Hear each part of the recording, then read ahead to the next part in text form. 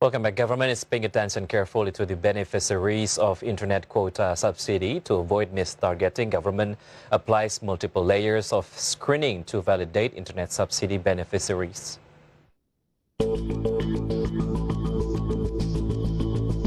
Students and teachers will soon receive an internet subsidy for online classes for the next 4 months. The Ministry of Education and Culture has allocated 7.2 trillion rupiah for free internet quota for students and teachers. The minister, Nadiem Makarim, guarantees that the subsidy isn't right on target. The reason behind Nadiem's certainty on targeting beneficiaries is because government has applied multiple layers of validations to select internet subsidy beneficiaries. Whereas, the ministry applies validations at each level of the education unit. To be more precise, the ministry and government internal supervisory apparatus will directly supervise the distributions. The public is also encouraged to report the misuse of subsidies to the integrated service of unit of the Ministry of Education and Culture. From all sources, IDX Channel.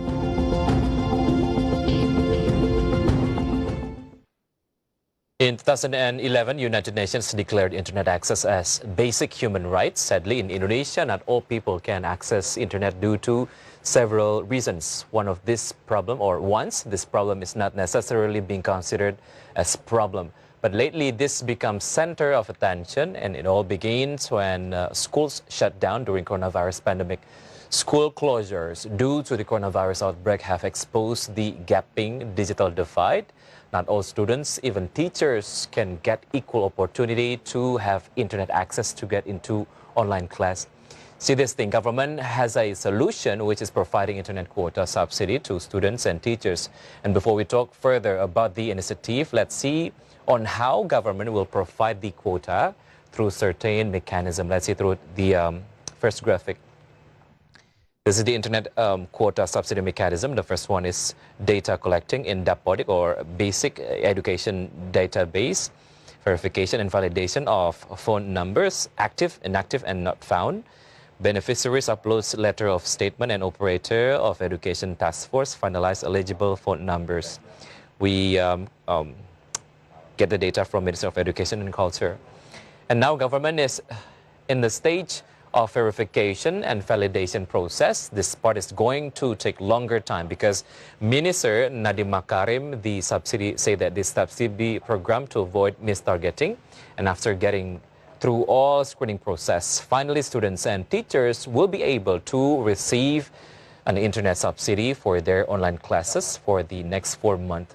Receivers of this government subsidy will include groups that consist of students and teachers of preschools, elementary schools, junior high schools, and universities. And of course, the receivers must comply with terms and conditions given by government. So what are the requirements that will turn receivers into eligible beneficiaries? The answer is in the next graphic. For students, they must be registered in Dapodik or basic education data, has active phone number. The second qualification was that. And for the student teachers, registered and active in Dapodik or basic education data and has active phone number. Meantime, for college students, these are the qualifications. Registered in higher education database and has study plan card and has active phone numbers. Meantime, for the lecturers, these are the list of qualifications. The first one is registered in higher education database 2020 to 2021 period and has active phone numbers. And those beneficiaries, which are students and teachers, will be able to receive an internet subsidy for their online classes for the next 4 months. The subsidy is a reflection of government's action to fill in the digital gap. Indeed, digital learning is indeed a new thing in Indonesia, but pandemic forces digital interaction between students and teachers through conference call, but conference calls can require a considerable amount of cellular data, which low-income families may struggle to provide. Therefore, government has tried to fill the gap by providing internet quota for the beneficiaries. And let's see the quota amount through the next graphic. the number of students that will be registered as the beneficiaries for this program as much as 39.78 million students, and the internet data or quota will be given to them as much as 35 gigabyte per month. Meantime, there will be as much as 8.2 for college students, and they will receive 50 gigabyte internet data per month.